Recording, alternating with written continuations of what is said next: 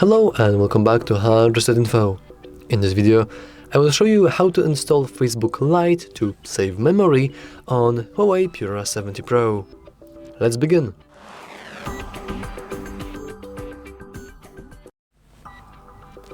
Now, I'm not going to bother with explaining that you can't really get to your Facebook through the app gallery. You are probably a HUAWEI user, you know about the ban, like you can't get legally any kind of Google-based things. Instead, you want to use application called GSPACE. If you don't know what GSPACE is, you can always watch our tutorial on exactly that application. Anyway, let's go into the process. As you can see here, we have our Facebook installed. But we don't want Facebook. We want Facebook Lite because Facebook itself is a very large application and it can quickly grow in size. So let's remove Facebook first. We can do that by going here. Or actually not going here. You want to simply hold your little Facebook and then hit delete. Let's hit delete. Now let's go into Google Play Store. It will load for a moment. We probably need to wait. Oh, we didn't even see any ad. That's surprising. Anyway, let's switch from apps to search.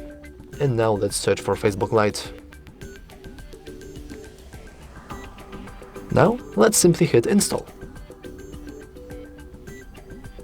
And after a moment, we should be able to use our application.